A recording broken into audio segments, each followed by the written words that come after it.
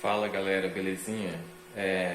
Eu fiquei devendo um pouco aqui do meu projeto da CNC de 5 eixos, mas é porque na realidade eu não estou conseguindo trabalhar com o software dela, mas ela está funcionando como CNC de 4 eixos e ela tem a possibilidade também de funcionar como a CNC de 5 eixos. Porém eu estou tendo um pouco de dificuldade aí com o software, mas eu vou mostrar para vocês aqui como é que é um pouco do meu projeto, tá? Bom, aqui é o seguinte, a maioria das perguntas que eu estou tendo aqui é acerca do software Mach 3.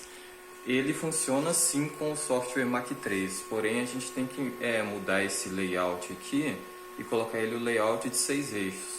Só que a gente não vai usar como 6 eixos, a gente vai usar como 5 eixos, né? Aqui o eixo C, ele vai ficar de fora, então ele não vai ser usado. E aqui, se eu colocar um programa, um G-Code para rodar aqui de 5 eixos, ela vai rodar. Só que eu ainda estou estudando como fazer isso, porque eu estou tendo muita dificuldade com o pós-processamento, né? Eu não estou conseguindo escolher um pós-processador que sirva no Mac 3.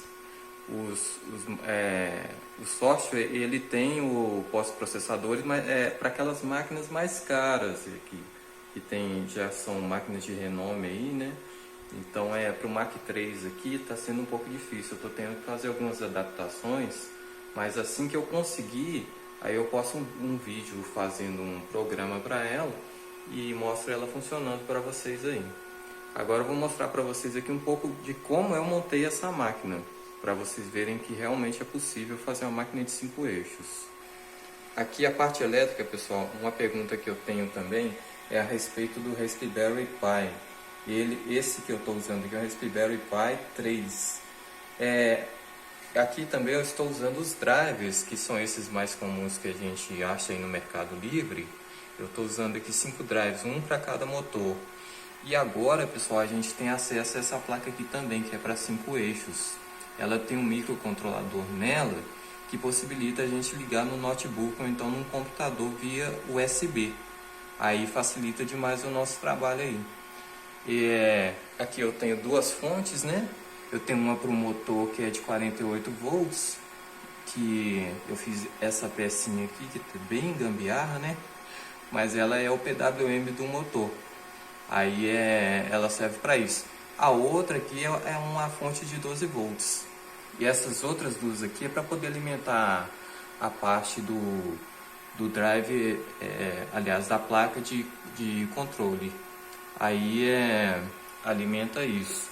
Aqui eu tenho a ventilação forçada, né? E aqui eu tenho as saídas para os motores, tanto para o motor spindle quanto para os motores de passo. Agora, acerca das limitações que o Raspberry Pi tem, é o seguinte: se a gente colocar ele para poder rodar na velocidade de 100% aqui no software, ele roda direitinho. Só que se a gente aumentar, por exemplo, para 120%, ele já não consegue rodar direito. Ele começa a travar e às vezes ele perde passo.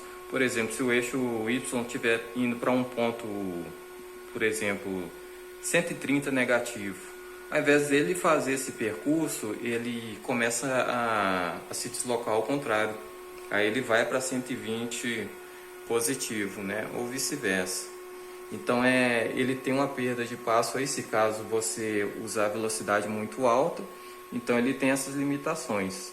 Eu sugiro que as pessoas não tentem fazer com o Raspberry, que a pessoa já coloque um notebook ou então um computador normal.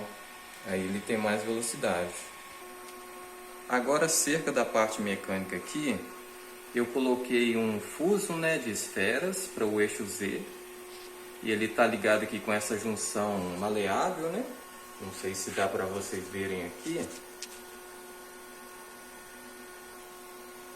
Agora sim, ele está com essa junção maleável, né, que liga no eixo, no fuso de esferas, né? Tá aqui o rolamento de esferas. E aqui eu usei 2 kiloblocks para o rolamento linear, né? Para ele fazer o movimento do eixo Z aí.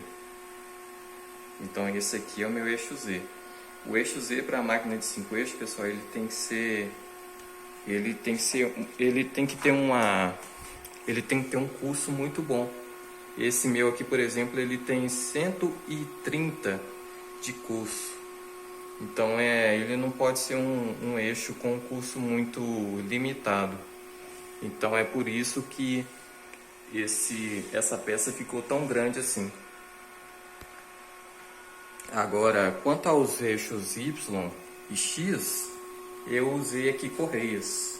Então são correias normais, parecendo com aquelas correias de impressora 3D, né? E aí eu usei um motor, coloquei um motor aqui no eixo Y, né? E aqui no eixo X eu coloquei 2 motores ligados em paralelo. E cada um ele tem a sua correia. Então aqui eu vou fazer um movimento para vocês verem. O movimento é esse aqui. Deixa eu melhorar o foco aqui. Tá vendo, galera? E eu achei que ele ficaria fraco, que ele iria ficar tremendo a fresa, mas até que ele suporta bem os desenhos, os cortes que ele faz, até que tá ficando bem preciso. Pra gente aí que não trabalha com peça muito pesada, eu acho que correia no eixo X e Y fica legal. Agora, quanto ao eixo rotatório, né, que aqui seria a alma do nosso vídeo, eu coloquei, deixa eu virar ele aqui, eu coloquei essa polia, né, e coloquei essa correia para poder fazer o eixo rotatório. E o problema, pessoal, é porque geralmente a gente usa a correia GT2. Essa correia aqui ela é uma correia mais comum. Então ele tem um pouco de folga aqui que atrapalha a precisão. Então para vocês fazerem, tentem optar pela correia GT2 e a polia GT2, que elas têm menos folga. E para o eixo, esse eixo aqui é qual? Esse eixo é o B, né? O eixo A aqui, eu usei a mesma polia, do mesmo tamanho, né? A mesma correia. E aí ele serve perfeitamente. A força fica boa, né? Porque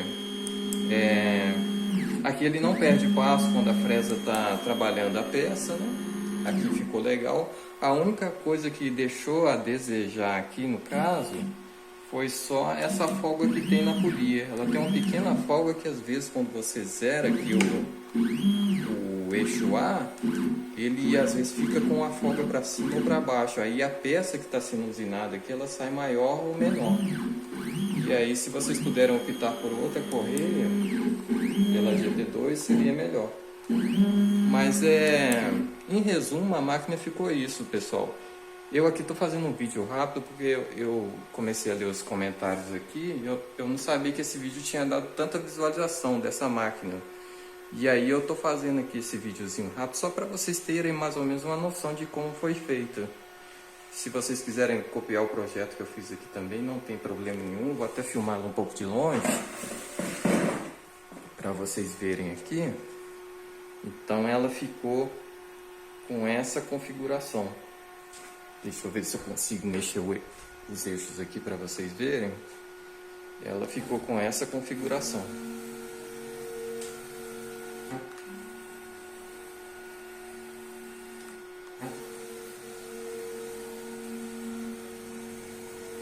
Então o eixo Z também, né, trabalhando.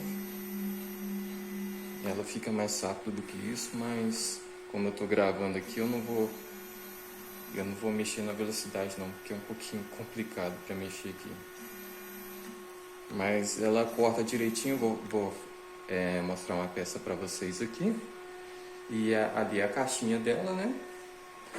Ficou até bem compacto para uma máquina de 5 eixos. Eu posso fazer sem o Raspberry Pi, né? Aqui eu posso desligar o meu USB aqui, ó, do Raspberry, e ligar no notebook. Aí eu tendo o Mac 3 instalado no notebook, vai dar certinho. Agora quanto ao Raspberry Pi, o pessoal está tendo muita dificuldade em instalar o Windows, mas é possível. Eu já tentei instalar aqui umas 5 vezes e não consegui. Mas aí na sexta tentativa eu consegui, realmente é possível instalar o Windows aqui. Tá vendo, pessoal? É um Windows 10 que eu instalei. Ele fica com essa mensagenzinha aqui clássica, mas ele funciona direitinho. É claro que ele tem umas limitações aqui que não roda tudo, mas ele funciona no Raspberry Pi 3. No 4 deve ficar melhor ainda, porque o 4 ele é mais potente e eu não sei se ele consegue sobrepor essas limitações que tem aqui de velocidade. Mas ele assim quebra o galho para umas peças que a gente faz devagar e tal, ele consegue fazer. Mas eu aconselho vocês a usarem um computador normal mesmo. Eu vou mostrar para vocês aqui, essa é a capa dele, que eu fiz aqui uma artezinha que não ficou muito legal, mas... E aqui está uma pecinha que eu fiz ontem. Vocês vão ver que está até meio sujo aqui. Desse material poliacetal. E aí olha só, pessoal, a qualidade da peça. Olha só, eu fiz uma guia para fazer umas tampas. E aí ele corta aqui igual laser mesmo, sabe? Com a fresa de 4 flautas. E ele cortou muito bem e foi até rápido. Foi com essa fresa aqui que eu cortei. Essa daqui é uma fresa de 6mm, né? Na realidade eu estava usando uma outra, mas ela é bem parecida com essa daqui. Ela é de 4 flautas e ela é de topo reto. E cortou direitinho ali. A parte onde ela faceou aqui em cima, quando ela cortou, ficou até polido, de tão bem feito que ficou. Mas eu tô gostando do resultado, porque é uma máquina cara, né? Se a gente for comprar uma máquina, uma CNC de 5 eixos mesmo, ela é muito cara, então pra gente nós mortais, fica um pouco difícil da gente conseguir dinheiro para comprar uma. Então a opção que nós temos é montar uma máquina que atenda às nossas necessidades aí. E eu acho que partindo por um projeto simples assim, dá pra gente pegar uma boa noção. Mas é isso aí, pessoal, é só mostrar para vocês rapidinho. E assim que eu conseguir fazer uma peça, eu vou colocar ela aqui para poder ser usinada e mostro para vocês a precisão que ficou e qual foi o pós-processador que eu usei. Eu estou tentando aqui, o programa que eu estou usando é o Mastercam X5. Ele roda melhor na minha máquina. E aí eu consigo fazer algumas peças aqui, mas porém tem algumas outras que não dá para poder fazer, ele dá um bug. Aí às vezes o eixo ele está cortando direitinho e de repente o eixo Z ele abaixa, ou às vezes o eixo Y vai para trás e ele acaba corroendo a placa. Tem até uma parte aqui onde ele pegou na placa, deixa eu ver se eu acho aqui, para vocês verem. A máquina ela corrói ela mesma quando acontece esse tipo de coisa. Olha aqui, pessoal, não sei se vocês conseguem ver essa partezinha aqui, ó, foi onde a fresa pegou. E aí a fresa ela pode pegar em qualquer lugar, pode pegar numa correia, numa polia aqui e acabar danificando a máquina. E na maioria das vezes aqui quebra a fresa quando eu tenho sorte. Mas é um bugzinho assim que tá chato de resolver. E assim que eu conseguir algum progresso aqui, eu já gravo um vídeo oficial e mostro para vocês mais detalhado. E aí se tiver alguém que sabe mexer com o Mastercam, que consegue enquadrar ele aqui no Mac 3, aí posta um link aí pra gente poder entrar, pra gente se ajudar aí. Tranquilo, pessoal? Mas no mais é isso daí. E assim que eu tiver alguma notícia aqui, eu já posto um outro vídeo para vocês aí. E no mais, brigadão, boa noite, pessoal. Tô gravando aqui, já é quase meia-noite. Aproveitar o silêncio. Mas eu agradeço demais por vocês estarem assistindo os meus vídeos aí. E a gente vai se ajudando aí no decorrer do caminho, certinho? Então, boa noite e muito obrigado, pessoal. Tchau, tchau.